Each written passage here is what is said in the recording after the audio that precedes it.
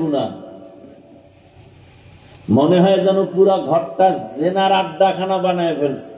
বাবাও মোবাইল চালায়, মা মোবাইল চালায়, মেয়ে মোবাইল চালায়, ছেলে মোবাইল চালায়, তাও কোরআনের বয়ান শুনে না, তেলাওয়াত শুনে না, শুধু গুনাহ, চোখের গুনাহ, হাতের গুনাহ, জবানের গুনাহ, অন্তরের গুনাহ। এই কথাগুলো আপনাদের কে বলবে? বলারও মানুষ নাই, শোনারও মানুষ নাই, বিরোধিতা করার মানুষের অভাব নাই। বলবে ভাই বয়ান করবেন, এই কথাবার্তা বলার দরকার কি? ভাইজান আপনাকে কেমনে বুঝাবো? আল্লাহর ওলি একটা সুন্দর উদাহরণ দিতেন। আপনি রাস্তা দিয়ে হেঁটে যান, হঠাৎ দেখেন পানির কূপের পাশে একটা ছোট শিশু বাচ্চা খেলতেছে একা, পাশে বাড়ি, সামনে পুকুর। আপনি জ্ঞানী মানুষ দেখেই তো আপনার মাথা গরম হয়ে যাবে, আরে এই বাচ্চা তো পানিতে পড়ে গেলে মরে যাবে। আপনার জ্ঞান বিবেক বলবে বাচ্চাটাকে বাঁচাই, দৌড়ায় গেছেন, এই বাচ্চা তুমি এখানে খেলো কেন?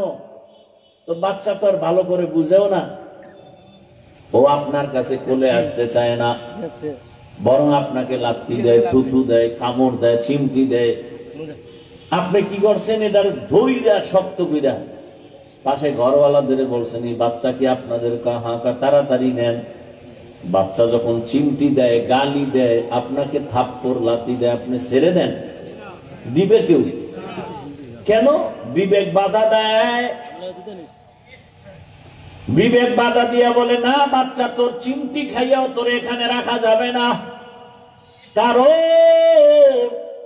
তুই যদি এখানে খেলতে খেলতে মজা পাইয়া পড়ে যাও, জীবনের কান্না, তোর মা বাবার জীবনটা বিপন্ন হয়ে যাবে। আমি চক্ষুওয়ালা, বুঝমানওয়ালা, বিবেক দিয়ে তোর এখানে রেখে যেতে পারি না।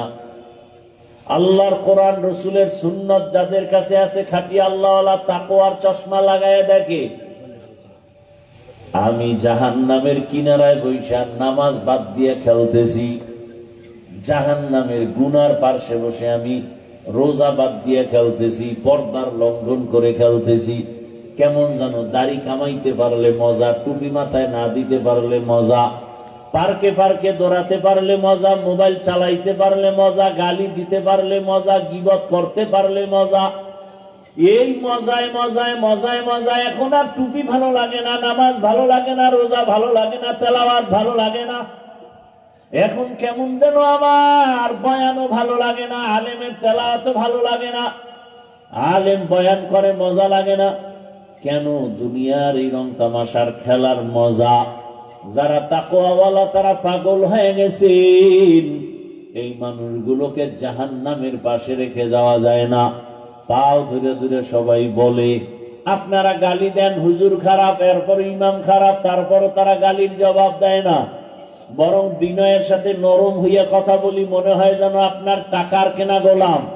পাও ধরে ধরে বলি, ভাই নামাজ ছাড়িয়েন না, পর্দা করেন, মা বাবার খেদমত করেন। একটা গালি দেই না, উঁচু কণ্ঠে কথা বলি না, রাগের ভাষায় বলি না, দুই একটা কথা যদিও জানতে বের হয়, আবার বলি ভাই রাগ করছেন নি, দয়া করে মাফ করেন, আল্লাহর কাছে মুনাজাতে ক্ষমা চাই। এর একটাই মাত্র কারণ, আল্লাহর মহব্বতের বান্দারা চায় না কেউ জাহান্নামের কিনারায় বয়ে খেলবে। কারণ আপনি তো বুঝতেছেন না, আপনি তো মজা পেয়ে গেছেন। আল্লাহ না করুন যখন এই অবস্থায় যদি আজরাইল এসে হাজির হয়, জাহান্নাম ছাড়া কোনো উপায় আপনার হবে না। আল্লাহ কোরআনে বলেছেন, ইন্নাল আবরারা লাফি নাঈম ওয়া ইন্নাল ফুজ্জারা লাফি জাহিম। যে নেক আমল করবে তারা জান্নাতের পথিক, যারা গুনাহ করবে তারা জাহান্নামের পথিক। কে জান্নাতি কে জাহান্নামী বলা যাবে না, তবে কাজের কারণে বলা যাবে জাহান্নামের পথে আছে কে, জান্নাতের পথে আছে কে। ও আমার যুবক, পর্দার আড়ালের মা বোনেরা, বৃদ্ধ বাবাজিরা, আল্লাহ পশুকে ভালো মন্দ যাচাই করার বিবেক দেন নাই, মানুষকে দান করেছেন। আল্লাহর দেয়া বিবেক দিয়ে একটু চিন্তা করেন। আল্লাহ পাক রব্বুল আলামিন একটু চিন্তা করেন, দুনিয়াতে কেন পাঠাইছেন? সূর্যের আলো কার? জমিন কার? এই যে ঘুমাই, আমরা সবাই ঘুমাই রাতে বা দিনে, রাতে তো আর ঘুমায় না, মোবাইলের হক আদায় করে। দিনের বেলা যারা ঘুমান, ঘুম কিন্তু মরা। আমরা দোয়াও করি, মরার দোয়া, আল্লাহুম্মা বিসমিকা আমুতু, তোমার নামে মরলাম। আবার ঘুম থেকে উঠিয়া দোয়া করি, আল্লাহ আলহামদুলিল্লাহিল্লাযী আহইয়ানা বা'দা মা আমাতানা, মরার পরে তুমি আমাকে জিন্দা করছো, তোমার শুকর। ও আল্লাহর বান্দারা, এই ঘুমের মধ্যে মানুষ মরেনি। ও কংসনগর এলাকার যুবক বাবারা, যখন তুমি ঘুমাও, মনটারে একটু যদি প্রশ্ন করতা যে ঘুমের মধ্যে যদি আজরাইল এসে হাজির হয়ে যায়, এই চিন্তা করে যদি ঘুমাইতা, কানের মধ্যে গানের তার লাগায় ঘুমাইতে পারতা না। হর কে দারত খৌফে হকদার দিল মদহম, জন্নতুল মাওয়া দেহদ ও রাম কাম, জুজবা হক চি জে মখাজ ইনসুজা, ফজলে উআ মস্তে দর জুমলা জাহা। খারাপ লাগতেছে আপনাদের? চোখের সামনে কত লাশ, কত যুবকের জানাজা পড়াইলাম, কবরে রাখলাম। ও আমার কলিজার যুবক, এখন তুমি সুস্থ, কালকে এমন সময় হতে পারো তুমি হসপিটালের রোগী, হতে পারো কবরের বাসিন্দা। রে বাবা, হায়াতের কোনো গ্যারান্টি নাই। ইদানিং কালে যত লাশ দেখি বেশিরভাগ যুবক। ও কুমিল্লার মুসলমান, এটা কুমিল্লা জেলা না? কুমিল্লা জেলার একটা থানার নাম বলবো না, ওই থানার একটা যুবক সন্তান দীর্ঘ 8 বছর বিদেশ করে টাকা নিয়ে বাড়ি আসছে, ডুপ্লেক্স একটা দোতলা বিল্ডিং বানাইছে। আগামী শুক্রবার বিল্ডিং উঠবে, মাত্র 2-3 দিন বাকি। ডে নাইট মিস্ত্রি লাগায়, দ্রুত কাজ করায়। বিল্ডিং এর পাশে একটা টিনের ঘর, রাতে ওখানে থাকে আর মিস্ত্রি দিয়া কাজ করায়। শুক্রবার উঠবে, হুজুরদের দাওয়াত দিছে, এলাকার গণ্যমান্য সবাইকে দাওয়াত। ওর 8 বছরের কামাই সব বিল্ডিং এ। মাত্র 2 দিন বাকি, শুক্রবার দোয়া পড়ায় উঠবে। ঠিক ওই সময় ডিসেম্বর মাস, একটা তুফান হয়েছিল, চিত্রাং নামের তুফান।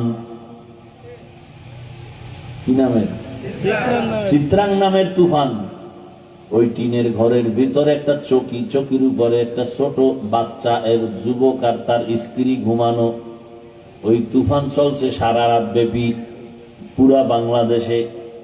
ওই তুফানে একটা বড় গাছ পইরা পুরা টিনের ঘরে পইরা 3 জনের বুকের মাঝখানে চাপ লাগলো, জায়গায় 3 জন নাই। আর বিল্ডিং পরে রইল, এলাকার মানুষ পর্যন্ত কান্না করেছে। এই যুবক এত সুন্দর ব্যবহার, কারোর সাথে কোনোদিন চোখ গরম করে কথা বলে না। এলাকার মানুষ কান্না করেছে। এই কি মাওলার কুদরত! মেয়েও নাই, স্ত্রীও নাই। কয়েকদিন আগে ফেসবুকের গোলাম বাবারা দেখো নাই, বিদেশ থেকে আসছে টাকা স্বর্ণ নিয়া, এয়ারপোর্টে গেছে পরিবারের সবাই আগায় আনতে। গাড়ির মধ্যে নিয়ে যখন বাড়িতে রওনা, কাছাকাছি যাওয়া মাত্র ড্রাইভার, গাড়িটা পানির মধ্যে পড়ে গেছে, বাচ্চাও মারা গেল, স্ত্রী মারা গেল। সাংবাদিকের সামনে এসে কান্না করে, স্বর্ণ আনলাম, টাকা আনলাম, আমার কপাল কেন এত খারাপ। মানুষ বিবাহ করে খাইয়া না খাইয়া পরিবার নিয়ে এক জায়গায় থাকার একটা আনন্দ তাও পাইলাম না। বিদেশে গেলাম টাকা কামাই করার জন্য, আজ আমার কপাল কেন খারাপ। বাড়ির কাছাকাছি আইসা আমার হাতের উপর আমার বাচ্চাটা মরে গেল, আমার স্ত্রী আমার চোখের সামনে চলে গেল। এখন আমি কোথায় যাব? আমার ঘরের আনন্দ আমাকে কে দিবে? আমার বাচ্চাও নাই, ঘর সুন্দর করে সাজানেওয়ালা স্ত্রীও নাই। ও বাবা, গত বছর মাহফিল চলছে, এবারও চলে, আগামীতেও চলবে। হিসাব মিলাও, গত বছর এই প্যান্ডেলে যারা ছিল অনেকেই দুনিয়ায় নাই। কি আগামী বছর বয়ান চলবে, হয়তো এখান থেকে অনেকে বিয়োগ হয়ে যাব। ভাইজান, আমি একটু আগেই বলছি বয়ান আপনারা জানেন, আরো শুনতে পারবেন। আমার কথাগুলো একটু খুব সাদাসিধা কথা, কিন্তু একটু চিন্তা করেন না ভাই। পশুকে আল্লাহ চিন্তা করার মেধা দেন নাই, মানুষকে দিয়েছেন। দুনিয়ার পিছনে তো কম দৌড়াইলেন না, মনের ঝাল মিটাইয়া দৌড়াইছেন আশা পূরণ করার জন্য। মনে মনে ভাবছেন পার্কে গেলে জানি কি মজা, মনে মনে ভেবেছেন যুবক দাড়ি কাটার মধ্যে নি কি মজা, ক্রিকেটারের লাইনে চুল কাটলে কি জানি মজা, মেয়েদের নাচ গান দেখলে কি জানি মজা, সারা রাত মোবাইল চালাইলে কত জানি মজা। এই মজা তো কম নেও নাই, এখনো কি আশা পূরণ হয় নাই রে বাবা? তাহলে আমাকে বলো, তোমার আর কতদিন পার্কে পার্কে দৌড়াইলে আশা পূরণ হবে? তারপরে তুমি তওবা করবা। আর কতদিন মনের আশা পূরণে দাড়ি কাটা লাগবে? তারপরে মনের আশা পূরণ হবে বলো?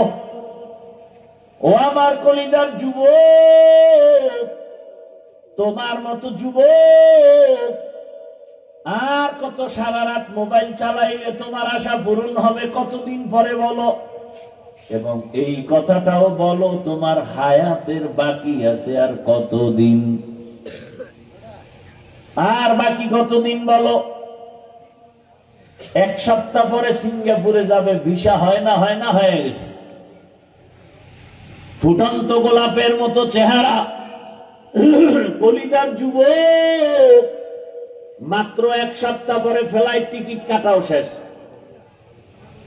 এখন সবার সাথে একটু আনন্দ কথা বলে চলে যাব। সকাল 8টার সময় এক বাড়ির সামনে বন্ধু এসে টেলিফোন করছে, চল একটু চা পান করে আসি, চল। ছেলেটা বলে ঠিক আছে, মাকে বলে মা চললাম। কই যাও? আমার বন্ধু ডাকছে, একটু ঘুরে আসি চায়ের দোকানে। 1 ঘন্টার মধ্যে চলে আসিস। বলে ঠিক আছে। যুবকদের মরণাস্ত্র 2টা। কয়টা? 2টা। এক মরণাস্ত্র দৃশ্যমান, আর একটা অদৃশ্যমান। প্রত্যেকটা যুবক চায় অনেকদিন হায়াত পাবো, কিন্তু অস্ত্র নিয়ে ঘুরে দ্রুত মরার নাম হলো বাইক। বলে গেলাম, হেদায়েত তো আল্লাহর হাতে, মানবা কিনা জানি না, বলে গেলাম। বাঁচতে চাও, অনেকদিন হায়াত পেতে চাও, কিন্তু এমন অস্ত্র নিয়ে দৌড়াও, বাইক নিয়ে যে দ্রুত মরে যাওয়া কোনো গ্যারান্টি নাই। থাকতে চাও সুস্থ, কিন্তু অসুস্থতার মেডিসিন হাতের মধ্যে নিয়ে অল টাইম দেখতেছ, চোখের পাওয়ার যাইতেছে, খবর নেই। এই মোবাইল করে কান নষ্ট হচ্ছে, খবর নেই, একজনেরও খবর নেই। কানের ক্ষমতা দুর্বলতা হইতেছে, কিডনি, হার্ট, চরিত্র তো নাই। ওই যেই পরিমাণ গুনাহ করো, ঘুম থেকে উঠে দেখা দরকার ছিল চেহারা বানর হয়ে গেছে, শুকার হয়ে গেছে। একমাত্র আখিরি নবীর উম্মত হওয়ার বরকতে আল্লাহ চেহারা পরিবর্তন করেন নাই। বেয়াদবি ক্ষমা চাইরে যুবক বাবা, তোমার এই ফুটান্ত গোলাপের জিন্দগিটাকে বরবাদ কেন করো বলো? কি স্বার্থে করো বলো? একটা মেয়েকে পাওয়ার জন্য তুমি কত রাস্তায় ঘুরলা, কাউকে মেরেও ফেলছে, কিন্তু শেষ ফল কি? জেলখানায় দোনোটা যা, শেষ পর্যন্ত ফাঁসি। ওই যুবক ঘরে আছে, বাইক নিয়ে বের হয়ে গেছে, বন্ধু ডাকছে চায়ের দোকানে চলে আসবো। বন্ধুরে পিছনে লয়ে যখন একটা টান দিছে, দেওয়ালের সাথে বাড়ি খেয়ে জাগাত, মাথায় আঘাত, জাগাত নাই। মাওলা একেবারে ডাইরেক্ট নিয়ে গেছে সিঙ্গাপুরের, ঘুরে আবি কি করতে, এমনি ডাইরেক্ট যা। ও পর্দার আড়ালের আম্মা জানেরা, বোনেরা, আমি যে এতবার বুঝাইতেছি, আমি তো একবারও বলি না আমার মতো হুজুর হও না, বরং আমি বলে গেলাম, হে যুবক, জেনারেল লাইনে পড়ে ডাক্তার হও, ইঞ্জিনিয়ার হও, প্রফেসর হও, ওসি হও, ডিসি হও, এসপি হও, কোনো বাধা নাই। তবে একটা ছোট দাবি সারা দেশে করি, যুবকদের কাছে বেয়াদব হইও না। একটা দাবি বলতে পারো হাফিজ ভাই ডাক্তার হব, ইঞ্জিনিয়ার হব, বেয়াদব হব না, কথার ব্যাখ্যা কি? ব্যাখ্যা তিনটা জায়গায় বেয়াদবি করবা না। টেবিলে আল্লাহর কোরআন সাক্ষী কসম, এই তিন জায়গায় বেয়াদবি করলেই মরার আগে তোর জীবন ধ্বংস, খোদার কসম। এক নাম্বার জায়গা মা বাবা, বেয়াদবি করার পরে মা যদি নিঃশ্বাস ফেলে তোর ধ্বংস শুরু। দ্বিতীয় জায়গা শিক্ষক। আমি হাফিজুর রহমানকে এত সম্মান দিছেন, আমার মা বাবার দোয়া, চোখের বাণী, কিন্তু আপনাদের সামনে যে বয়ান করি এটা আমার মা বাবাই শিখায় নাই। আমার শিক্ষক আমাকে ধরে ধরে শিখাইছে আলিফ বা তা সা। আমার উস্তাদের অবদান আছে না নাই? তোমার মা বাবায় দোয়া কইরা বলছে আল্লাহ আমার ছেলে হলে গেছে, পরীক্ষা দিবে, পাশ করাও, কিন্তু গাইড তোমাকে মুখস্থ করাইছে তোমার কোচিং মাস্টার, তোমার শিক্ষক। ওই শিক্ষকের অবদান, তুমি দস্তখত দিতে পারতা না, সে শিখাইছে। তুমি ইংলিশে কথা বলতে পারতা না, সে শিখাইছে। তুমি এখন শুদ্ধ বাংলায় কথা বলো না, তুমি এখন নিজের শিক্ষিত মনে করো। এই মনে করার পেছনে মেহনত কার? শিক্ষকের। এই জন্য কসম কেটে বলে গেলাম, বেয়াদবি করবার শিক্ষক যদি নিঃশ্বাস ফেলে তোমার মরার আগে ধ্বংস শুরু। তিন নাম্বার জায়গা ওলামায়ে কেরাম। ওলামায়ে কেরামের অবদান এই জাতি অস্বীকার করলে বেঈমানি হবে। কারণ সারা রাতে বয়ান করলে শেষ করা যাবে না, কিন্তু কপাল বড় খারাপ। একদল মানুষ আছে সমাজে, আলেমের গালি দিতে পারলে খুশি হয়, আলেমের বিরুদ্ধে কথা বলতে পারলে তৃপ্তি পায়। এরকম কিছু কুলাঙ্গার সমাজে আছে। অথচ তাকাইয়া দেখো, আমি তো সারা বাংলাদেশে চ্যালেঞ্জ করে বলি এবং যুবকদের আবদার করি, 3 ফিট 2 ফিট ব্যানার বানাও, ব্যানার বানায় ব্যানারে স্লোগান বানাও, এই জাতির নিঃস্বার্থ বন্ধু একমাত্র উলামায়ে কেরাম, বাকি সব হলো স্বার্থপর। মহামারী করোনা তার 1 নাম্বার সাক্ষী। স্কুল, কলেজ, ভার্সিটি, ব্যবসা, ফ্যাক্টরি, গাড়ি সব বন্ধ। কোরআনের একটা মাদ্রাসাও বন্ধ হয় নাই। কথা বলেন না কেন? এরে আল্লাহর বান্দারা, ওই সময় বাবারে করোনায় ধরছে, কুলাঙ্গার শিক্ষিত ছেলেরা কাছে যায় না, মরার ভয়, ট্রিপল মাস্ক লাগায় বসে আছে। শেষ পর্যন্ত মরেই গেছে। ছেলেরা এলাকার গরিবের টাকা দিয়ে কয় লাশটা রাস্তায় ফেলে দে। ঠিকই ফেলে দিল, জানালা লক করে দিল। একবারও তাকায় দেখলো না যে আমার বাবার লাশটা কুকুর খেলো নাকি জানাজা হলো। ইতিহাস ভুলে যাবা না, মুরব্বীরাও খেয়াল করবেন। ওই সময় আমার দেশের শত শত করোনার লাশ কিছু পুলিশ ভাইরা আর সিংহবাগ টুপিওয়ালা উলামায়ে কেরামরা নিজের কাঁধে নিয়েছিলেন। গোসল করায়া, কাফন পরায়া, জানাজা পরে কবরে রাখছিলেন। একজন হুজুরেও করোনায় মরে নাই। ভাইরা আমার, নগদ একটা উদাহরণ এভাবে দেই।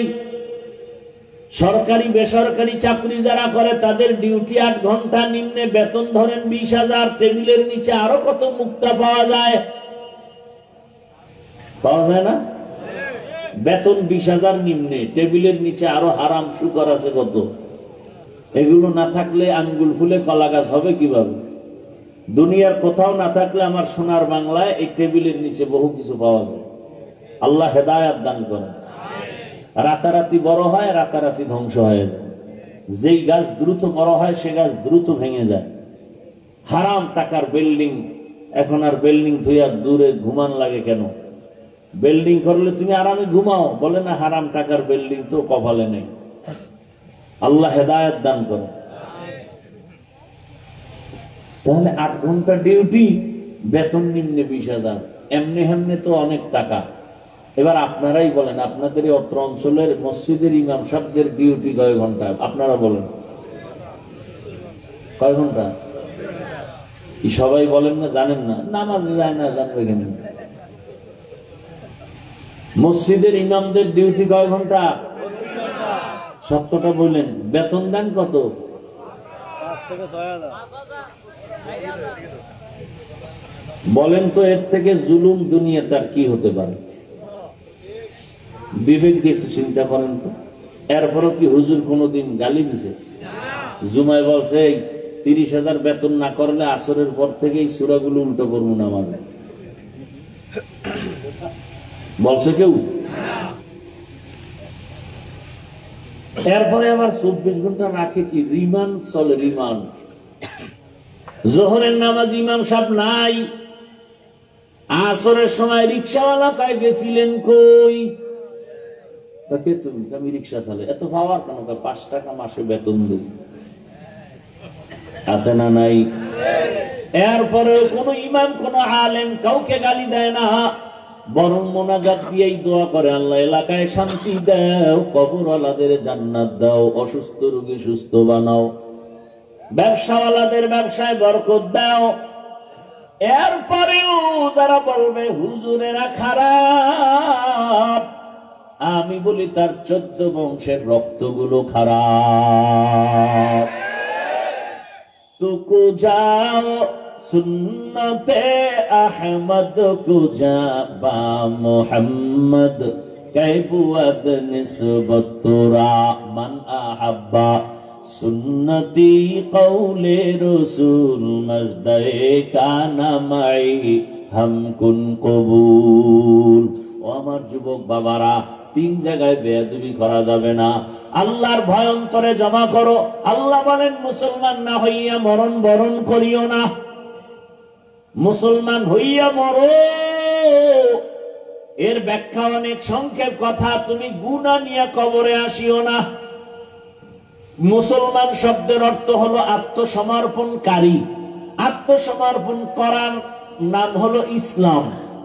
আত্মসমর্পণ যে করে তাকে বলে মুসলিম, বহু বচনে মুসলমান। আল্লাহ বলেন মুসলমান হইয়া আসো, মানে আত্মসমর্পণকারী হিসাবে গুনাহমুক্ত হয়ে আসো। ও আমার যুবক বাবারা, একটু বিবেক দিয়া চিন্তা করো। তোমার মতো যুবক এই এলাকার মধ্যে জেনারেল লাইনে জীবনে মাদ্রাসায় পড়ে নাই, ব্যবসা করে, চাকরি করে, স্কুল কলেজে পড়ে, 5 বেলার নামাজও পড়ে, এরকম কেউ নাই। আর অজের দরকার নেই, অজ আসলে এই পয়েন্ট। আর জীবনে হেদায়েত পাইলেই একটা কথাই যথেষ্ট। আমার মতো যুবক যদি জেনারেল লাইনে থাকি আর আবার পুলিশ বিডিআরে চাকরি করে, নামাজ পড়ে, বলো বাবা তুমি পারো না কেন?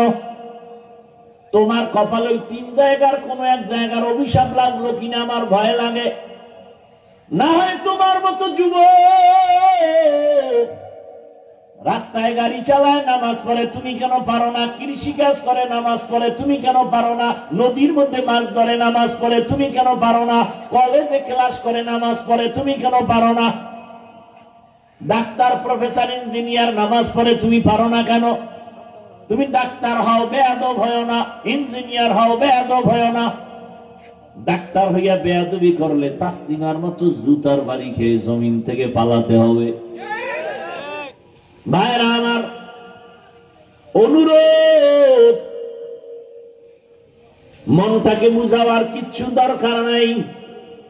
আমি চাই বাবা তোমার সম্মান আল্লাহ অনেক উপরে উঠায়া দিক।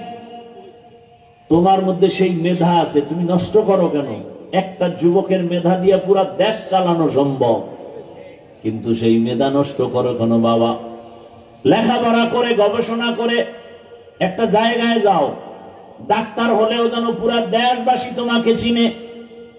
ডাক্তার জাকির নায়েক তাওয়াঙ্গ দেশের না, অথচ গোটা দুনিয়া তাকে চিনে। ও হোমিওপ্যাথিক ডাক্তার, বড় আলেম না, বলতে গেলে তেলাওয়াত করে, তাও অত সুন্দর না, এরপরও সারা দুনিয়ার মানুষ তাকে সম্মান করেনি, করে। কেউ গালি দেয় না। এক সময় বলতো কোনো মাযহাব মানা লাগবে না, এখন সে বুঝ পেয়েছে না, মাযহাব মানা ছাড়া ইসলাম মানা যাবে না, কোনো রাস্তা নাই। তাহলে একজন ডাক্তার হইয়া সম্মান হওয়ার পেছনে কি এলেম লাগছে? এলেম। আমি চাই তুমি ডাক্তার হও, বেয়াদব হয় না। পুরা কুমিল্লা না পুরা বাংলাদেশের মধ্যে যেন তোমার সুনাম অর্জন হয়, মানুষ যেন তোমাকে অমর হিসাবে কলবে রাখে, অন্তরে জমা রাখে, সম্মানের নজরে রাখে। আর সেই জন্য লাগবে মা বাবার দোয়া, শিক্ষকের দোয়া, ওলামায়ে কেরামের পরামর্শ, দোয়া লাগবে, না হয় আগানো যাবে না। মা বাবার দোয়া, চোখের পানি ছাড়া সন্তান সফলতা জীবনে আসবে না, আল্লাহর কসম। শিক্ষকের দোয়া, ওলামায়ে কেরামের দোয়া, নেক নজর, এরপরে তোমার জীবনটা সফল করে নাও। ও পর্দার আড়ালের মা বোনেরা, আপনার মতো এখন এই এলাকায় কত মা আছে পর্দা করে, নামাজ পড়ে, স্বামীর মাল হেফাজত করে, মোবাইলে সময় নষ্ট করে না রে আম্মা জান। কয়দিন এ দুনিয়ায় বাঁচবেন? এই দুনিয়াতে আল্লাহ তাআলা আপনাদের এত সম্মান দান করেছেন, আপনারা নবীদের মায়ের মতো মা, সাহাবায়ে কেরামদের মায়ের মতো মা। এই মুনাজাত দিয়ে দেব, হ্যাঁ? আমার এত তো ধাক্কা ধাক্কি নেই, ঠেকা নাই যে বয়ান করতেই হইবে জোর কইরা। আপনি আমার বয়ান যদি শুনতে খারাপ লাগে তো করার দরকার নেই, এত ঠেকি নেই তো। পিপিলিকার খানা যদি আল্লাহ দেয়, আল্লাহ আমারে দিবে না? তত টেনশন কিসের? জঙ্গলের হাজারো প্রাণীর খানা কে দেন? নদীর মাছের খানা কে দেন? ওরা দামি না আমরা দামি? তাহলে আল্লাহ আমাকে দিবেন, এত টেনশন কিসের? ভালো না লাগলে বলেন, দোয়া করে চলে যাই। উঠা বসা করেন কেন? ব্যারাম কেন? ব্যারাম না, আসলে ওই যে শুরুতে একটু বলছিলাম না, কপাল। আবু জাহেল আর ওমরের কথা বলছি। এটা এমন একটা জায়গা, বিছনাটা থার্ড ক্লাসের বিছনা, নরমাল, এর থেকে দুনিয়াতে নরমাল বিছানা নাই, কিন্তু এটার দাম কত? রাসূল বলেন আল্লাহ এইরকম একটা মজলিস আরশে আজিমে ফেরেশতা দিয়ে মিলাই দিয়েছে, এবং ওখানে আমাদের গুণগান বলতেছেন। শেষ ফলে আল্লাহ ঘোষণা দিচ্ছেন এই প্যান্ডেলে যারা বসছে ওদের সব গুনাহ মাফ। এই জন্য প্রায় বলি, এ সমস্ত জায়গা যদিও থার্ড ক্লাসের বিছানা, যেখানে আসতে কপাল লাগে, কপাল, এখানে বসতে কপাল লাগে, মোনাজাত দিয়ে যাইতে কপাল লাগে, সবার কপালে হয় না। শুরুতেই বলছিলাম, পুলিশে মারে কাঁদে না, কোরআনের বাগানে বয়ান শুনে মানুষের চোখে পানি, ওরে মারে কে? ও কাঁদে কেন?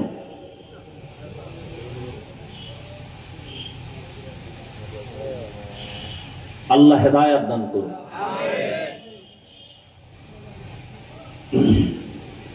ভাইরা আমার কথা উল্টা পাল্টা হইতেছে মনে হয় না? যদি উল্টা পাল্টা মনে করতে আয়াত দিয়ে দেন, বক্তব্য আয়াত দিয়ে দেবেন যে আপনি এত এই 5টা আয়াতের ব্যাখ্যা করবেন, এই সূরার ব্যাখ্যা করবেন। তো 10 জন বক্তা 10টা, 10 দুগুণ 100 আয়াতের ব্যাখ্যা হয়ে যাবে আলাদা আলাদা। মানুষ কোরআনও শুনলো, বয়ানও শুনলো। কিন্তু সাধারণ কিছু চালাক মানুষ আছে, ওদের অন্তর হলো খারাপ। ওরা মনে করে কি তাফসীর করলে বুঝি আমগো বিরুদ্ধে যাবে না। বড় চালাক কিছু খারাপ মানুষ আছে, মনে করছে কোরআন দিয়ে কথা বললে বুঝে। আরে বেটা, কোরআন দিয়ে বয়ান করলেই তো আমার সুদখোরের বিরুদ্ধে আগে বলতে হবে। কোরআন কি সুদখোরের পক্ষে, ভোটচোরের পক্ষে, দুর্নীতিবাজের পক্ষে, হ্যাঁ, গণতন্ত্রের পক্ষে? আমি যদি এখন কোরআন দিয়ে বয়ান করি, গণতন্ত্রের বিরুদ্ধে বলতে হবে, কথা বলা। আমি যদি কোরআন দিয়ে বয়ান করি, বেনামাজির বিরুদ্ধে বলতে হবে। আমি এখন কোরআন ধরে ধরে বয়ান করি, তাহলে রাজনীতির পক্ষে বয়ান করতে হবে, ইসলামের রাজনীতি। দে আমারে বড় তোরা সবটি যুবকরা চালাক যেটি হেটি বাংলা কোরআন লো, এবার আমি আরবিটা শুনাই, রাজনীতি কত প্রকার কি কি বুঝায় যায়।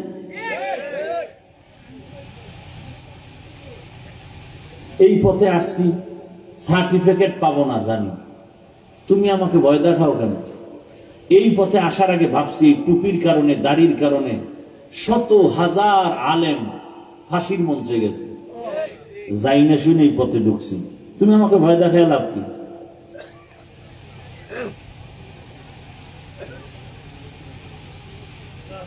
12টা বছর না 16, 17, 20 বছর মাদ্রাসায় ডাউলের পানি আটার রুটি খাইয়ে কষ্ট করে করে জানি জান, আমার খবর নেন কি কষ্ট করে লেখাপড়া করছি।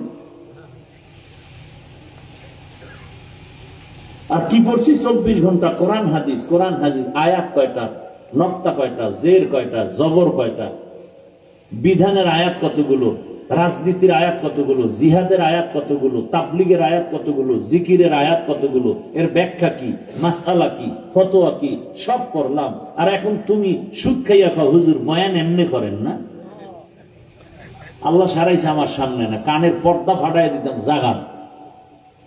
আল্লাহর শুকরে পর্যন্ত এই বেদুমি আমার সামনে পড়ে নেই। আল্লাহ হেদায়েত দান করুন। তোমার থেকে বয়ান শিখতে হবে না। এই মঞ্চটা কি রাজনীতির মঞ্চ? তাহলে রাজনীতির বক্তব্য হবে কেন? যদি তাই হয় তাহলে আমিও তো কোরআন হাতি নিয়ে রাজনীতি রস করব, বাধা কেন? কথা বলেন না কেন? মসজিদ রাজনীতির মসজিদ, সেখানে ভোট চাই কেন? যদি তাই হয় তো ইমাম সাহেব রাজনীতির বয়ান করবে কোরআন দিয়া। কারণ পৃথিবীতে শ্রেষ্ঠ রাজনীতি ইসলামী রাজনীতি, পবিত্র রাজনীতি ইসলামী রাজনীতি। আল্লাহর কসম, যতদিন পর্যন্ত জমিন ইসলাম কায়েম হবে না ততদিন পর্যন্ত চাপাবাজদের আওয়াজ শুনবি, শান্তি কপালে আসবে না। কসম আল্লাহ। আমার ইসলাম তো দুর্বল না যে একটা আছে আর একটা নেই। পৃথিবীতে যত নীতি আছে সব নীতির শ্রেষ্ঠ নীতি ইসলামের নীতি। পৃথিবীতে অর্থনীতি আছে, ইসলামেরটা শ্রেষ্ঠ। পৃথিবীতে সমাজনীতি আছে, ইসলামের সমাজনীতি শ্রেষ্ঠ সমাজনীতি। পৃথিবীতে রাজনীতি আছে, ইসলামের রাজনীতি শ্রেষ্ঠ রাজনীতি। সুলাইমান নবী গোটা দুনিয়া পরিচালনা করছেন। বলেন, যারা কোরআন বুঝেন না, স্বাভাবিক বুঝেন, করছেননি, জানছেন, কোনদিন শুনছেন?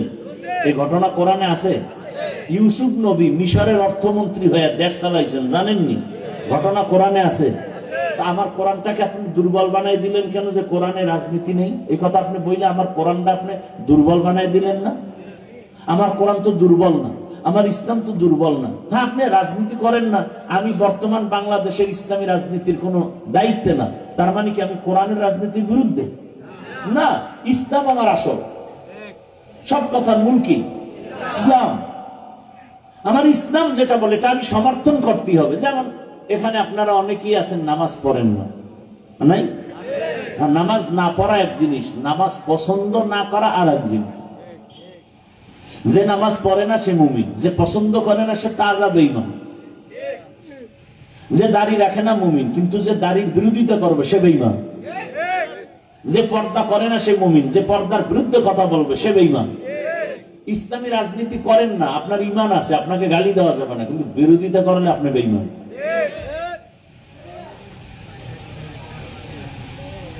আল্লাহ বুঝার তৌফিক দান করেন।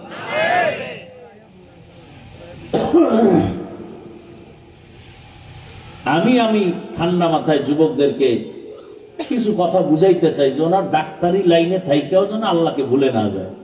আমার থিম হলো এইটা, যে একটা ছেলে জেনারেল লাইনে থাইকেও যেন আল্লাহ রসুলকে ভুলে না যায়। আমার দেশে হুজুরের অভাব নাই, আরে মাওলানা, মুফতি, মুহাদ্দিস অভাব নাই। আমার এখন দেশে বহুত ডাক্তার দরকার, ইঞ্জিনিয়ার দরকার, আদবওয়ালা, আদর্শওয়ালা, ডিসি দরকার, এসপি দরকার, ওসি দরকার। আজকে আমার প্রত্যেকটা থানা, জেলায় ওসি, ডিসি, এসপি যদি দিনদার হয়, নামাজি হয়, অনায়াসে দিনের কাজ চলবে, কারো কোন সুৎখর থেকে অনুমতির প্রয়োজন হবে না।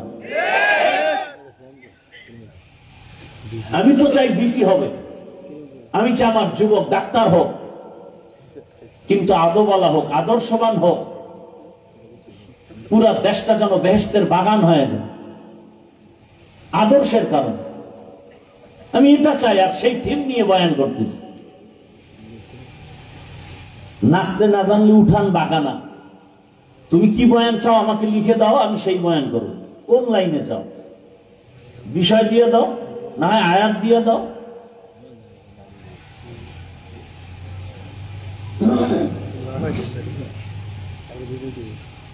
কেচ্ছা কাহিনী রস করি। পৃথিবীতে কেচ্ছার শ্রেষ্ঠ কিতাব হলো কোরআন শরীফ। তোমার জানা আছে, খবর আছে? পৃথিবীর শ্রেষ্ঠ কিচ্ছা কাহিনীর কিতাব প্রথম হলো কোরআন, দ্বিতীয় হলো হাদিস। তোমার তো খবরই নেই। আল্লাহ আমাদেরকে হেদায়েতের দৌলত দান করেন। সম্মান দেওয়ার মালিককে আল্লাহ। আল্লাহ আল্লাহ যাকে দিবে সম্মান স্থায়ী।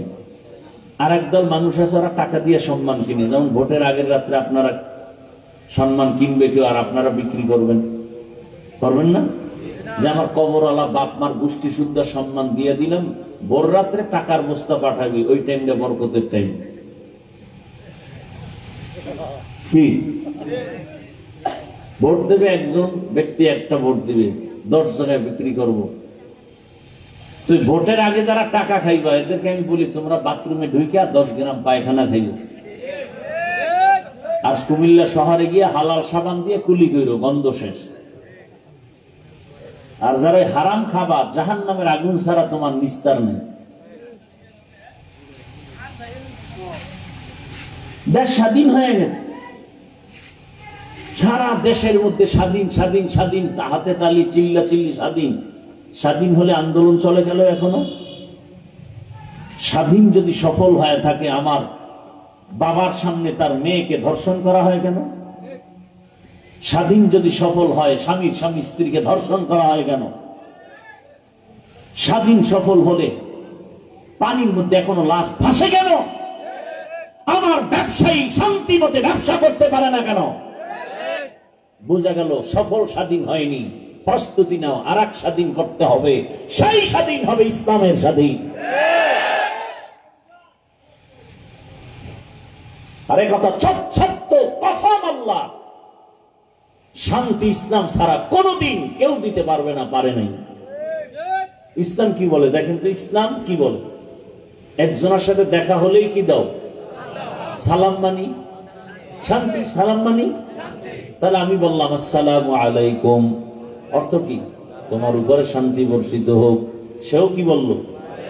ওয়ালাইকুম আসসালাম, আপনার উপরে শান্তি বর্ষিত হোক। দুই দিক থেকে যখন শান্তির দোয়া চলে, মাঝখানেও শান্তি নাই। ইসলাম কি বলে? এই বড়রা ছোটদেরকে মায়ার নজরে দেখো, ও ছোটরা বড়দেরকে সম্মানের নজরে দেখো। আল্লাহর কসম, আমার দেশের সব বড়রা যদি ছোটদেরকে মায়ার নজরে দেখে, বাংলাদেশে একজন বড়রাও ছোটদের উপরে জুলুম করবে না। করবে? এই মায়ার নজর থাকলে জুলুম করবে। আবার ছোটরা যদি বড়দেরকে সম্মান করে, কোনোদিন বেয়াদবি করবে না। শান্তি।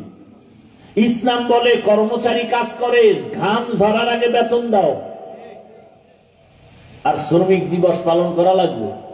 আমগো দেশে মে দিবস পালন হয়, 1 মে শ্রমিক দিবস, অথচ শ্রমিকের অধিকার এখনো ঠিক মতো পায় না। ইসলামে এত শান্তি। গালি দেওয়া যাবে না, ইসলাম। গীবত করা যাবে না, ইসলাম। মিথ্যা কথা বলা যাবে না, এর নাম ইসলাম। কারো হক নষ্ট করা যাবে না, কারো উপরে জুলুম করা যাবে না। ইসলাম কত সুন্দর। কারো একটু জিনিস না জিগে ধরাও যাবে না, ইসলাম।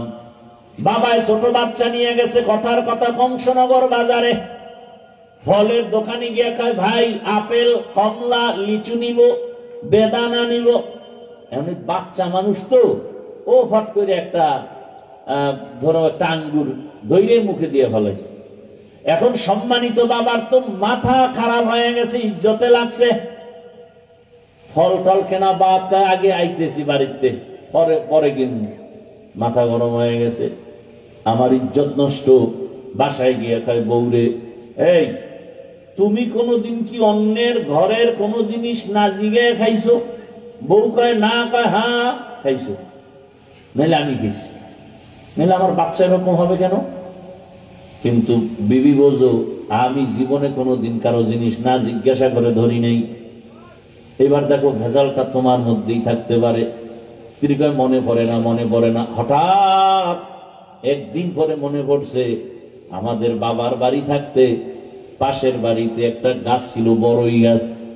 ওই গাছের ডালা আমগো বাড়িতে ঝুলা রাখছিল, পড়ছিল। ওখান থেকে একটা বড়ই ছিলা নাজি গিয়ে খাইয়া বলছি আমি। হ্যাঁ, কাম তো ওখান থেকে বাইজে গেছে।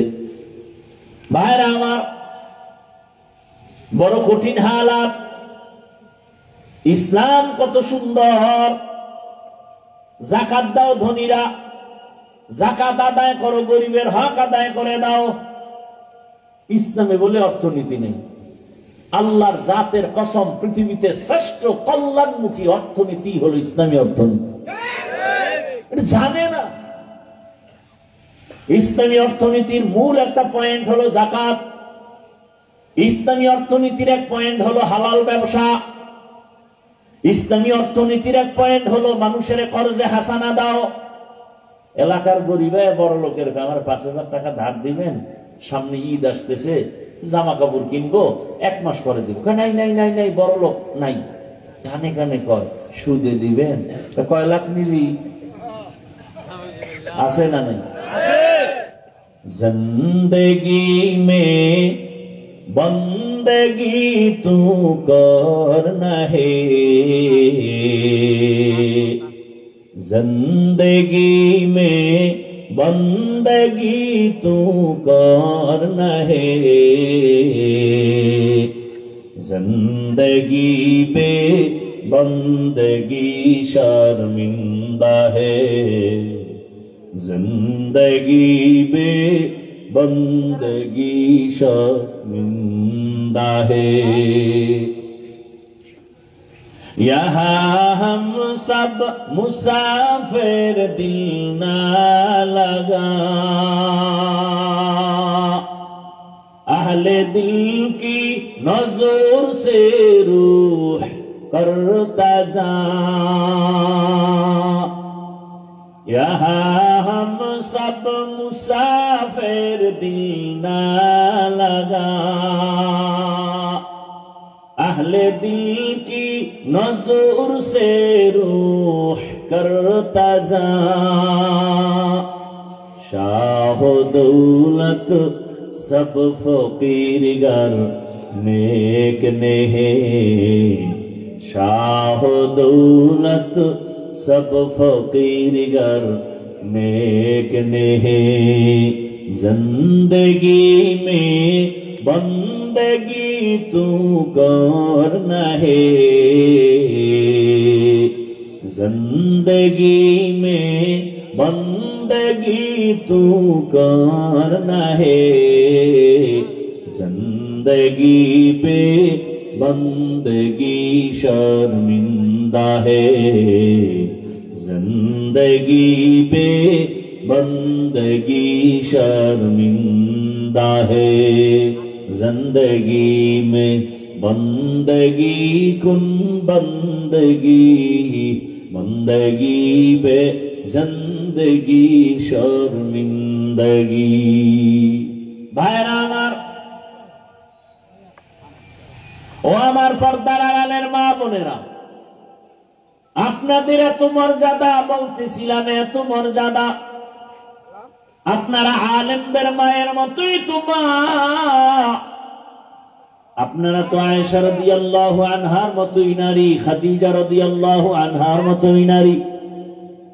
এরে আম্মা জান, এই জমিনের মধ্যে আল্লাহর এক বড় দুশমন ছিল ফেরাউন।